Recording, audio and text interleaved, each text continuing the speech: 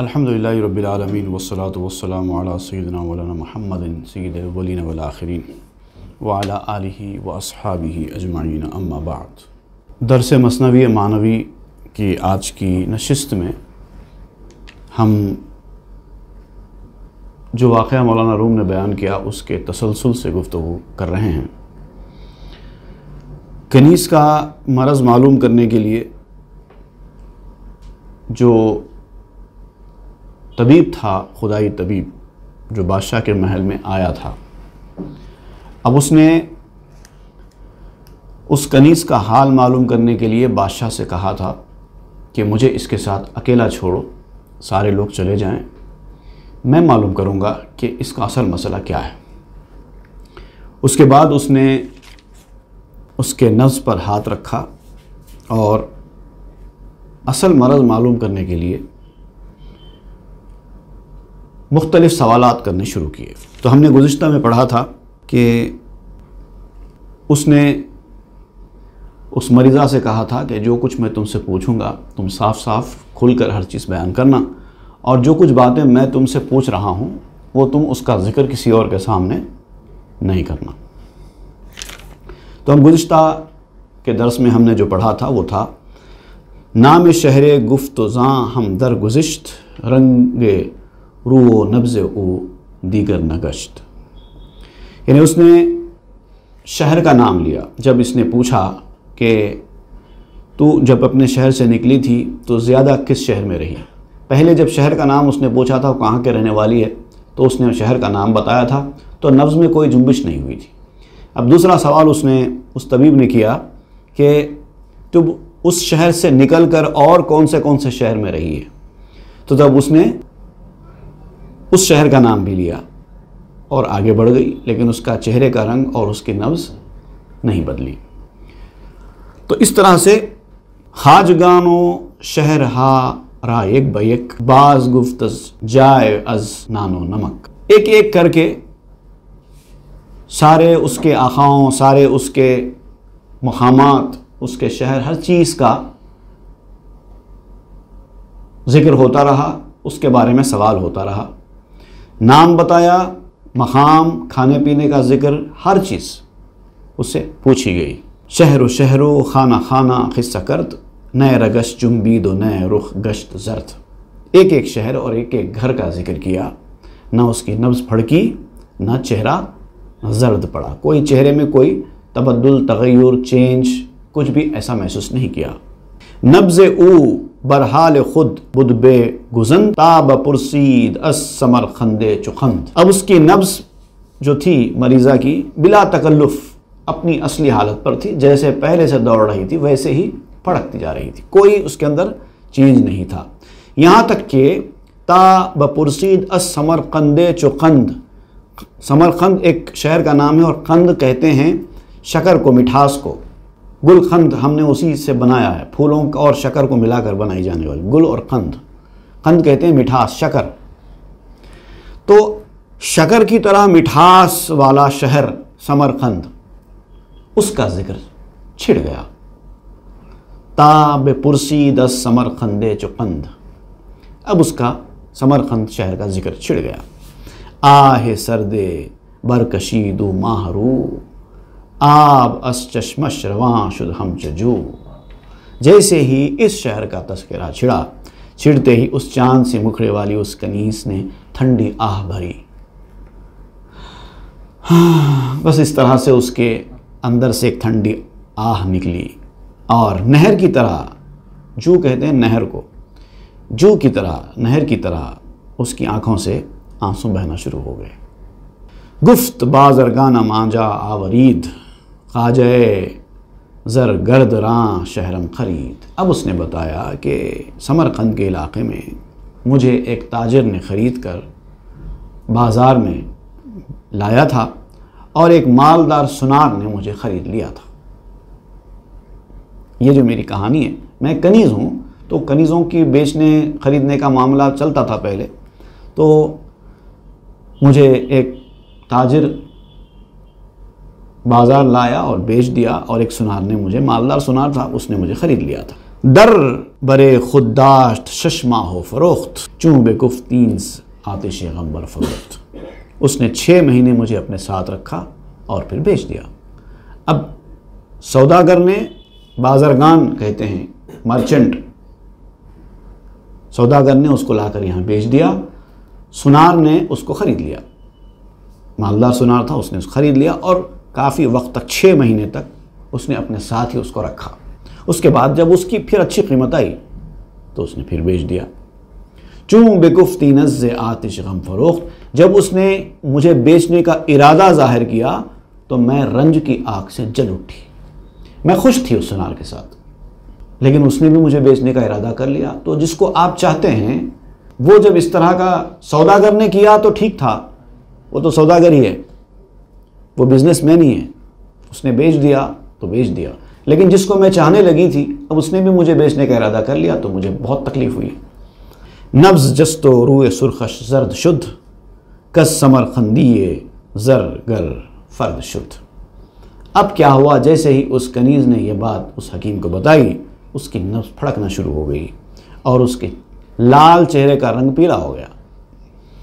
इसलिए उसने समरखंदी महबूब से, उस सुनार से जुदाई हो गई उसकी। ये था असल सबब जो उस कनीज़ की हालत बिगड़ती जा रही थी। चूँ ज़े रंजूर आं हकीमी राज याफ्त, असले आं दर्दो बला राबाज याफ्त।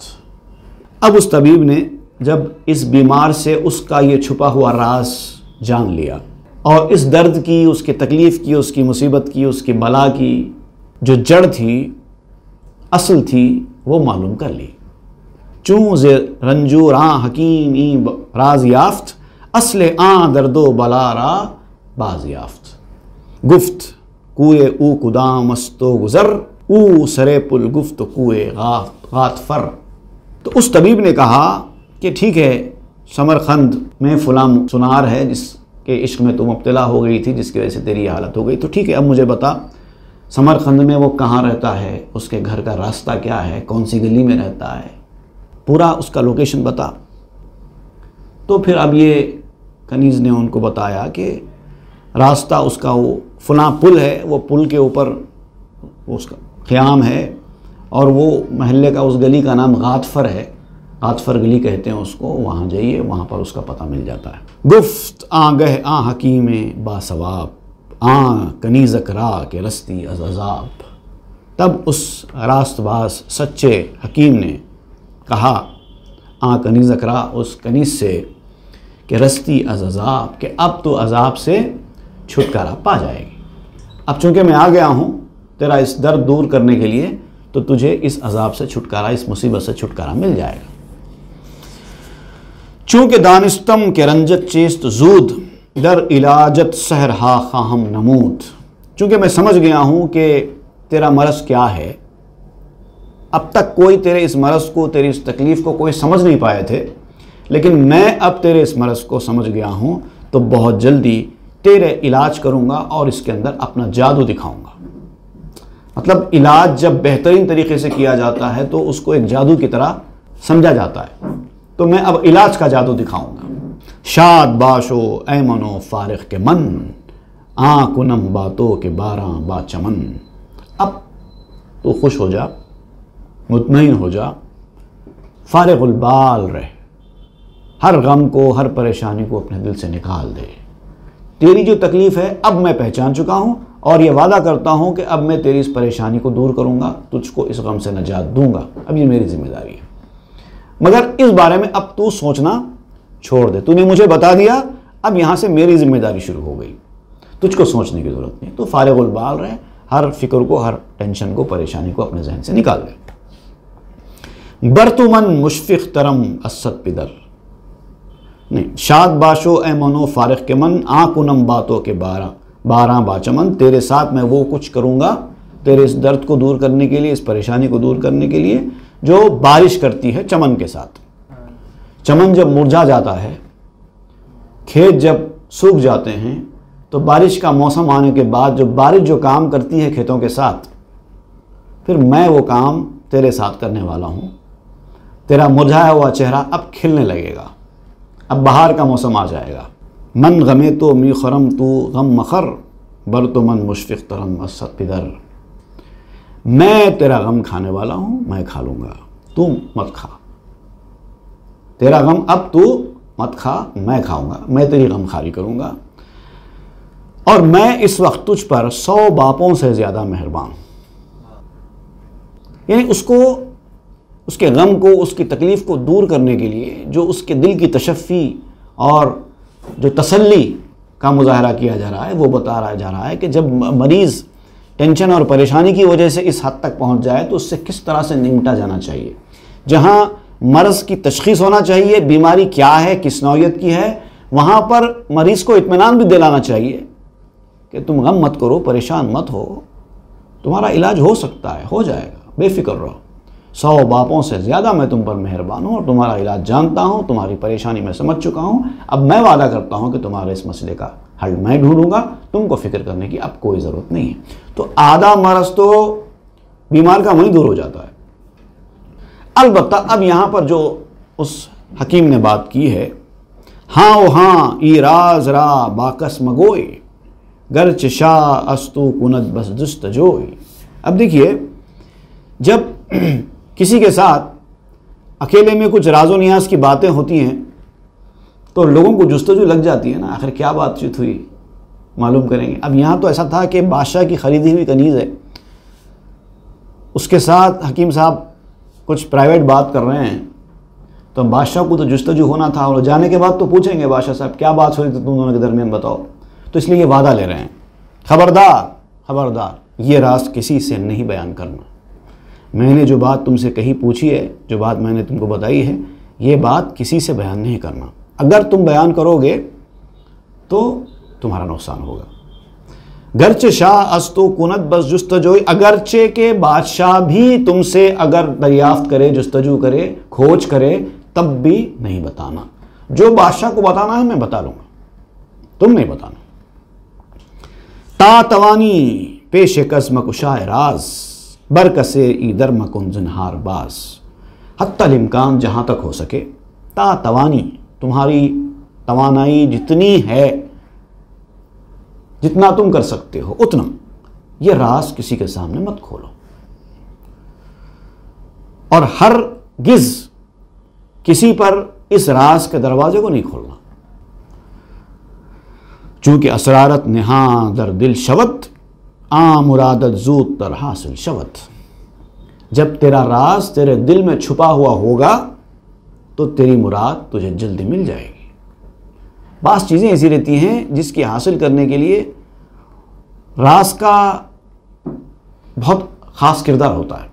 अगर आपने उस राज को लोगों के सामने फाश कर दिया तो आपकी मुरादें आपको हासिल नहीं होती, रुकावटें आ जाती हैं। अब अगर ज़रा सोचिए इस मामले में, जो कुछ उस कनीज़ ने हकीम को बताया था कि मैं एक सुनार से इश्क करने लगी थी, मैं उसके बगैर रह नहीं सकती, तो बादशाह को तो गुस्सा आ जाएगा, क्योंकि मैं तो उसको ख़रीद कर लाया हूँ और मैं उससे मोहब्बत करने लगा हूँ। ऐसे में ये पता चले कि वो किसी और को चाहती है तो इसको तो गुस्सा आ जाता ना, तो काम बिगड़ जाएगा उल्टा। तो इसलिए उससे कहा गया कि नहीं, तुम कुछ नहीं बताना, जितना बताना है मैं बता लूँगा। अगर तू इस राज को छुपा कर रखेगी तो तू बहुत जल्द अपनी मुराद को पालेगी। गुफ्त पैगंबर हरां को सिर नहुफ्त, जूद गर्दत बा मुराद खीश जुफ्त। अब यहाँ पर एक हदीस का हवाला देते हुए फरमाते हैं कि हुज़ूर सल्लल्लाहु अलैहि वसल्लम ने भी एक मुकाम पर फरमाया है कि जिसने अपना राज छुपाया बहुत जल्द अपनी मुराद से वाबस्ता हुआ। मतलब बाज़ ऐसे राज होते हैं इंसान के कि वो इंसान ऐरे गैरे के सामने नहीं बोलते, रुकावटें आएंगी उसके काम में। अब जहाँ देखिए यहाँ पर खुद ये तो खुद राज ही पूछ रहे हैं ना हकीम साहब। हकीम साहब ने कनीज़ से क्या पूछा, उसके राज की बात ही पूछी, तो खुद तो पूछ रहे हैं और कह रहे हैं कि दूसरों को मत सुनाओ।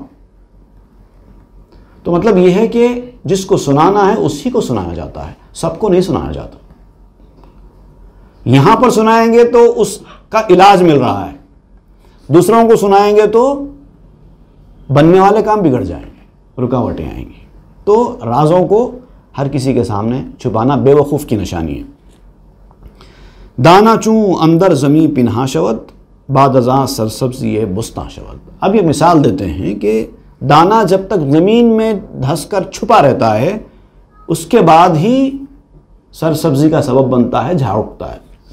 अगर दाने को ऊपर रखा जाए, छुपा कर न रखा जाए ज़मीन में, तो वो कभी झाड़ नहीं बन सकता। तो बाज़ चीज़ें ऐसी होती हैं, उसको छुपाना पड़ता है। ज़र्रो नुखरा गर न बूदंदे ने हाँ, परवरिश के याफ्तंदे ज़ेरे का। अगर सोना और चांदी छुपे हुए न होते तो कान में परवरिश कैसे पाते? अल्लाह ताला ने सोने चांदी को भी ज़मीन के अंदर, माइंस के अंदर रखा ना। वादहाओ लुत्फ़ाए आ हकीम कर्द आ रंजूर रा एमन ज़बीम।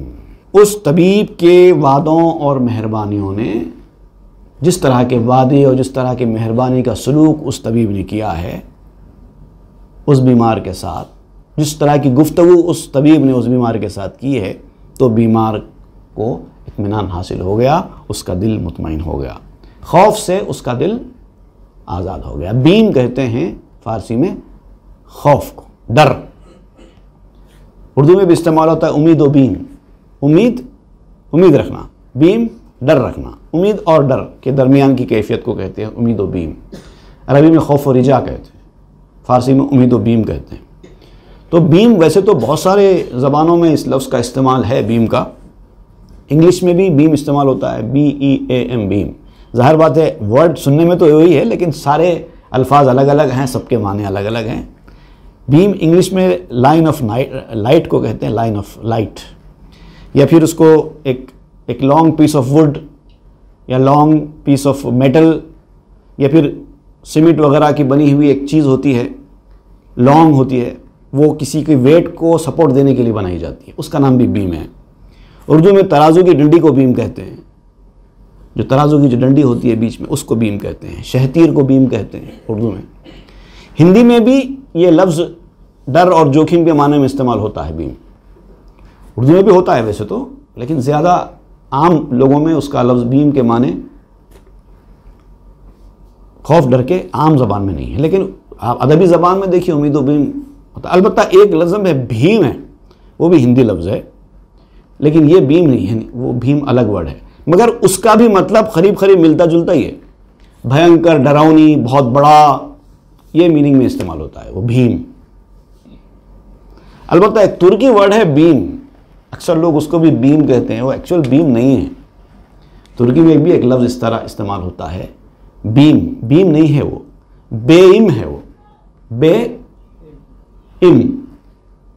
बे कहते हैं भाई को, और इम जो है मीम लगाते हैं। फारसी में भी है वो तरीक़ा मीम लगाने का, माई के सेंस में, मेरा भाई, माई ब्रदर, बेइम। वो बेइम है वो। तुर्की में आमतौर पर लोग बीम कहते हैं, बीम नहीं है वो, बेइम है। बोलचाल में तेज़ी में बीम सुना जाता है। तो वादा हाओ लुत्फ़ हाय आ हकीम कर्द आ रंजूर रा अमन से बीम। तो बीम से मुतमईन कर दिया उसकी गुफ्तगू ने, उसके अंदाज ने हकीम के बीमार को। वादे अहले करम गंजे रवां, वादे ना अहल शुद रंजे रवां। जो करम वाले लोग होते हैं, करामत वाले, करम वाले, मेहरबानी वाले, अच्छे लोग, इन लोगों के वादे की मिसाल है ख़जाने की तरह जो लुटता रहता है। जब अच्छे लोगों के मुंह से कोई बात निकलती है, कोई वादा निकलता है, तो वो एक ख़जाने की तरह होता है। गंजे रवां एक ऐसा ख़जाना, गंज कहते हैं ख़जाने को, गंजे रवां मतलब ऐसा ख़जाना जो जारी है। और एक जो क़ारून का जो ख़जाना था, बहुत बड़ा पैसे वाला था क़ारून, एक दौर में मशहूर है उसकी दौलत, उसके ख़जाने का नाम भी गंजे रवां बताया जाता है। तो यहाँ पर जो गंजे रवां का लफ्ज़ इस्तेमाल है वो दोनों मानों में इस्तेमाल हुआ है। गंजे रवां क़ारून का ख़जाना है जो कभी ख़त्म नहीं होता। तो वादा, अच्छे लोगों का वादा, अहले करम, वादे अहले करम गंजे रवां, वादे ना अहल शुद रंजे रवां। जो ना अहल इंसान होता है उसका वादा और रंज को बढ़ा देता है, रंज बढ़ाने वाली चीज़ होती है, अज़ाब जान बन जाता है। वादहा बायद वफा करदन तमाम, वरन खाही करदबाशी सर्द खाम। तो वादों को पूरा करना चाहिए।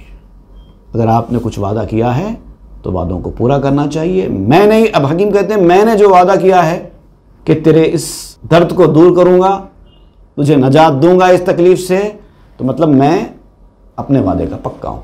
तू भी अपना वादा निभाए कि तूने भी वादा किया है कि मैं किसी से नहीं बताऊँगी कि आपने मुझसे क्या क्या पूछा है। तो दोनों को अपने अपने वादों की पासदारी करनी चाहिए। और अगर ऐसा ना होगा वरना खाही करद, और अगर ऐसा ना होगा बाशी सर्द खाम, तो तू ठंडा और कच्चा बन जाएगा। मतलब क्या है? दिल का ठंडा और काम का कच्चा, ऐसे आदमी की निशानी होती है। जिसका दिल ठंडा होता है, जो काम का कच्चा होता है, वो आदमी अपनी वादा खिलाफी करता है। वादा करदन रा वफा बाशद बेजां, ता बबीनी दर क़यामत फैज़ आ, वादे को जान दिल से पूरा करना ज़रूरी है। चाहे उसके लिए कुछ भी हो जाए, आपने वादा किया है किसी से तो पूरा करना ही करना है, ताकि क़यामत में तू उसका फैज़ देख सके। किसी के साथ जब तुमने वादा किया और पूरा किया है तो उसका फैज़ क़यामत के दिन तू देखेगा, देखा नहीं जाएगा। अब गुफ्तगू वाक़या आगे बढ़ता है। दरियाफ्तने आ तबीब इलाही रंज कनीज़ करा व बशाह व नमूदन, यानी उस तबीब का, उस कनीज़ का हाल मालूम करना और फिर जाके बादशाह को सुनाना। तो कितना सुनाया उसने बादशाह को, ये सुनकर वो इसमें ज़िक्र हो रहा है। आ हकीम मेहरबान चू राज याफ्त, सूरत रंजे कनीज़क बाज याफ्त। जब उस मेहरबान तबीब ने, उस हकीम ने जब ये राज मालूम कर लिया तो उस कनीज़ के जो मरज़ की जो कैफियत है वो पूरी कैफियत जान गया। बाद अज़ां बरखास्त अज़्म शाह करद, शाह रा ज़ां शम्मे आगाह करद। जब उसके बाद वो उठा वहाँ से और सीधा बादशाह के पास गया और जाके बादशाह को उसके हाल में से थोड़ा सा हाल बता दिया। शम्मे शाह रा ज़ां शम्मे आगाह करद, थोड़ा सा, बिल्कुल थोड़ा, जितनी बात उस कनीज़ ने बताई है सारी नहीं बयान की बादशाह के सामने, जितनी ज़रूरत थी उतनी बयान की। अब क्या बयान की उसने बादशाह के सामने, वो भी बयान किया जाता है कि इसके इलाज के लिए, इस कनीज़ के इलाज के लिए फ़लाँ सुनार का यहाँ पर आना ज़रूरी है। सिर्फ इतना बताया बस। क्यों ज़रूरी है, क्या ताल्लुक़ है इसका, ये सब कुछ नहीं बताया। अगर तुम इस कनीज़ को अच्छा देखना चाहते हो तो फ़लाँ मुकाम का रहने वाला फ़लाँ सुनार है, उसको यहाँ पर लाना पड़ेगा और फिर मैं जो बोलूँ वो करना पड़ेगा, तो तुम्हारी ये कनीज़ अच्छी हो जाएगी। तो गोया कि एक ट्रीटमेंट का एक तरीक़ा बताया। शाह गुफ्त अकनू बेगो तदबीर चेस्ट, तो जब बता दिया कि वहाँ पर एक सुनार है उसको लाना पड़ेगा, तो बादशाह ने उससे पूछा कि तो करना क्या है ये बताओ, तदबीर क्या है। बेगो तदबीर चेस्ट, बोलो तदबीर क्या है। दर चुनी गम मोजिबे ताखीर चेस्ट, इस तरह के गम में ताखीर का क्या सबब है, क्यों देर क्यों हो रही है, क्यों ये मरज़ दूर नहीं होता। गुफ्त तदबीरा बुअत का मर्दरा हाजिर आरे मस्पे दर्दरा, तो उस तबीब ने कहा कि तदबीर यह है कि उस आदमी को, उस सुनार को इस दर्द के इलाज के लिए हमको बुलाना चाहिए, बुलाना होगा, बस यही उसका तरीक़ा है। खासिद बेफरस कबारश कुनत तालिब ई फजलो ईसारश कुनत, एक मैसेंजर को भेजो सुनार के पास, खासिद को भेजो जो उसको ये बात बताए कि वो यहाँ पर आए, बादशाह तुमको बुला रहा है, और उसको इनाम और बख्शिश की लालच दी जाए। जब तू बादशाह के पास आएगा तो तुझको ये इनाम दिया जाएगा, ये बख्शिश दी जाएगी। अब जाहिर बात है कि जब उसने पैसों के लिए अपनी महबूब तरीन कनीज़ को बेच दिया है तो ऐसा आदमी तो पैसों के लिए कुछ भी कर सकता है। तो वैसे आदमी को अगर लालच बताई जाए तो वो तो भाग के आएगा।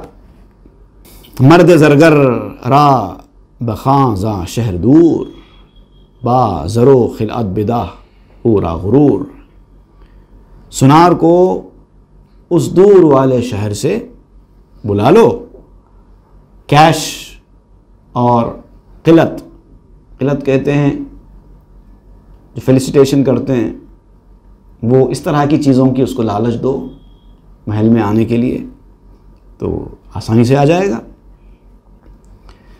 ताशवद महबूब तो खुश दिल बिदू गर्द दासा ई हमा मुश्किल बिदू, ताकि तेरी महबूबा उसको देख कर खुश हो जाए और उसकी वजह से ये तेरा मसला हल हो जाए।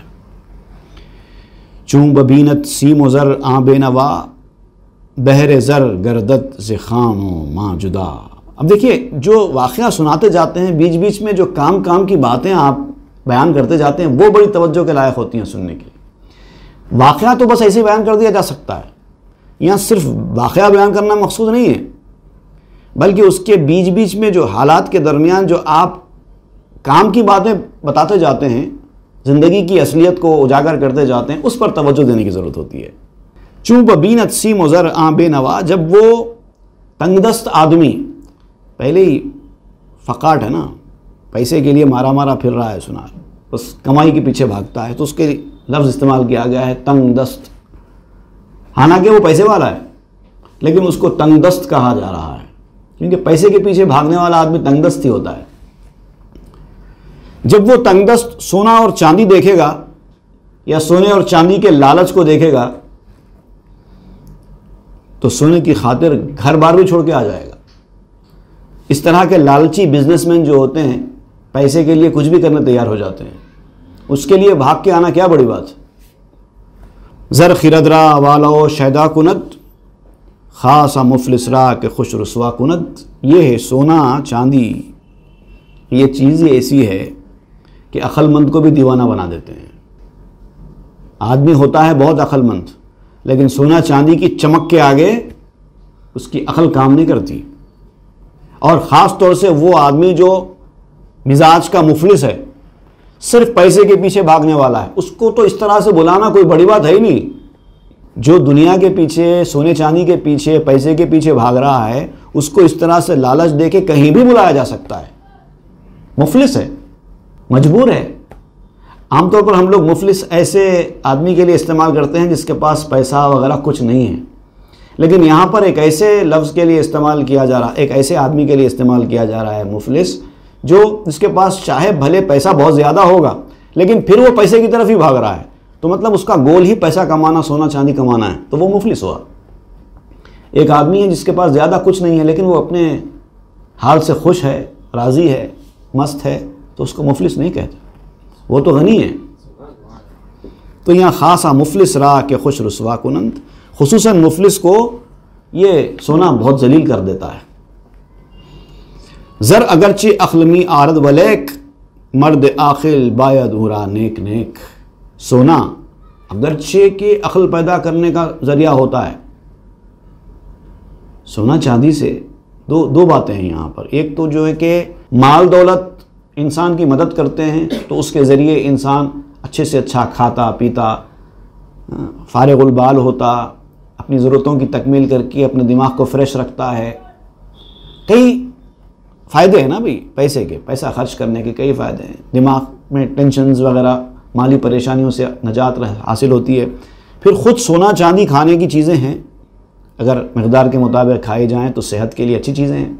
चांदी से दिमाग को फ़ायदा पहुँचता है, सोने से जिस्म में ताकत आती है, तो ये तो है अच्छी चीज़। सोना भी अगरचे अक्ल पैदा करता है, लेकिन मर्द आखिल बाया दूरा नेक नेक, इसके लिए अक्लमंद आदमी और नेक आदमी होने की शर्त है। सोने की ज़रूरत अक्लमंद और नेक आदमी को है अच्छे मकसद के इस्तेमाल के लिए। नेक आदमी पैसे का इस्तेमाल भी अच्छे तरीके से करता है, बुरा आदमी पैसे का इस्तेमाल ख़राब तरीके पर करता है। पैसे से क्या नहीं होता, पैसे से गुनाहों के रास्ते भी खुलते हैं, पैसे से नेकियों के रास्ते भी खुलते हैं, पैसे से लोग लोगों को तकलीफ़ पहुंचाते हैं, पैसे से लोग लोगों की मदद करते हैं, सब करता है। तो आदमी के ऊपर मुनहसिर है कि आदमी इससे उसका क्या काम ले रहा है। चूँकि सुल्तान अज हकीम आरा शुनीद, पंदे ऊरा अज दिलो जां बरगुजीद। जब बादशाह ने तबीब से वो बात सुन ली कि अब उसको बुलाना है, तो दिलो जान से उसकी नसीहत को कबूल कर लिया, मान लिया। गुफ्त फरमाने तुरा फरमा कुनम, हर चे गोई आँचुना कुन आकुनम। तो उस बादशाह ने कहा कि मैं तेरे हुक्म के मुताबिक हुक्म जारी करूँगा, जो तू कहेगा मैं वैसा ही करूँगा। चूँकि तू मेरा काम करने के लिए आया है, मेरी मकसद बरारी के लिए आया है, मेरी मुश्किल दूर करने के लिए आया है, तो मैं तेरी बात नहीं सुनूंगा तो और किसकी सुनूंगा। पस फरस्तादा तरफ एक दो रसूल, हाज खानो काफियानो बस अदूल। मैंने इससे पहले बताया था रसूल जो माने हैं वो रसूल का मतलब भेजे हुए को कहते हैं। यहाँ पर भी रसूल भेजे हुए के माने में इस्तेमाल किए जा रहे हैं। तो फिर दो नुमाइंदों को, दो कासिदों को, दो मैसेंजर्स को रवाना किया गया जो माहिर थे, परफेक्ट लोगों का सिलेक्शन करके, जो एक्सपर्ट हों। हाज़िर कहते हैं एक्सपर्ट को, एक्सपर्ट, और काफियान जो अपने काम में मुस्तैद और कारगुजार कहते हैं ना, कारगुजार, वर्किंग, काफियान, बस अदूल, और फिर नेक भी। तीन क्वालिटीज सेलेक्ट किए गए, एक एक्सपर्टनेस, एक उनका एक्टिवनेस, और एक उनका पायसनेस। ये तीन चीज़ों को देखकर दो लोगों का सिलेक्शन किया गया इस काम के लिए। ता समरखंद आमदन दा दो अमीर, पेशे आ जरगर्ज शाहिनशाह बशीर। वो दोनों समरखंद सरदार के पास आए और उस सुनार के पास बादशाह की तरफ से खुशखबरी सुनाई। अब जाहिर बात है, बड़े लोगों के पास जो नुमाइंदे जाते हैं तो डायरेक्ट सुनार के पास नहीं जाते। सुनार तो छोटा आदमी है, बादशाह के नुमाइंदे इस छोटे आदमी के पास नहीं जाते। अब ये सुनार के सरदार के पास पहुँचे, जाके उसको कहते हैं कि फुना सरदार सुनार है, उसको भेजना है। कै लतीफ़ उस्ताद कामिल मारिफत, फाश अंदर शहरहा असो सिफत। ए नाजुक काम करने वाले उस्ताद, ए सुनार। सुनार को नाजुक काम करने वाला कहते हैं। जैसे लोहार होता है, उसका अपोजिट है सुनार। 100 सुनार की एक लोहार की इसीलिए कहा जाता है। बहुत नाजुक काम रहता है सुनार का, तो उसको खिताब करके कहा जा रहा है, ए नाजुक काम करने वाले उस्ताद, कामिल मारिफत रखने वाले, इस फ़न के माहिर, ए सुनार। फाश अंदर शहरहा अस्तो सिफत, तेरी खूबी तो पूरे शहरों में फैली हुई है, तेरे फनकारी के जौहर के चर्चे हैं हर तरफ, बेहतरीन सुनार है तू। नक फलां शह अज बराए ज़रगरी, इख्तियारत कर्द ज़ेरा मेहतरी। अब फलां बादशाह ने जेवर बनाने के लिए, फलां बादशाह ने अपने महल में जेवर बनाने के लिए तेरा इंतखाब किया है, तुझको सेलेक्ट किया गया है, क्योंकि तू ज़रगरी का सरदार है। ज़रगरी सुनारी, तो इस फ़न का माहिर है, सरदार है, तो तुझे सेलेक्ट किया गया इस काम के लिए। इन की खिलत बगीर रो ज़र्रोसीम, चूँ ब्याई ख़ास बाशी व नदीम। अब ये जोड़ा और सोना और चांदी ले, और जब तू आएगा तो ख़ास तो हमारा हम नशीन होगा, हम तुझे अपना मेहमान बनाएंगे, वीआईपी बनाएंगे। फ़िलहाल तो ये रखो, ये सोना, ये जोड़ा, ये चांदी, ये एज ए एडवांस है। ये सोना चांदी, ये जोड़ा तुमको एज एडवांस दिए जाते हैं। अब जब तुम बादशाह के महल में आओगे तो वहाँ तो तुम्हारा वीआईपी की तरह इस्तकबाल होगा और तुम बादशाह के ख़ास हम नशीन बनेंगे। मर्द मालो खिलते बिसियार दीद, गर्रशुद अज शहरो फरजंदा बुरीद।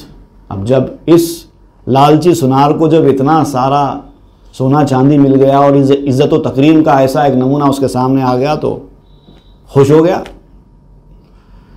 फरेफ्ता हो गया, पागल हो गया। वो कैफियत बोलता नहीं, दीवाना हो गया कि मुझ जैसे को बादशाह ने सेलेक्ट किया है और एडवांस के तौर पे सोना चांदी जोड़े भेजें, और फिर अब मैं वीआईपी की तरह बादशाह के महल में दाखिल हो जाऊंगा। मारे खुशी के शहर, औलाद, गाँव, दोस्त सबको छोड़ दिया खुशी के मारे, चला गया। अंदर आमद शादमा दर्राह मर्द, बेखबर का शाह खजदे जांच करद।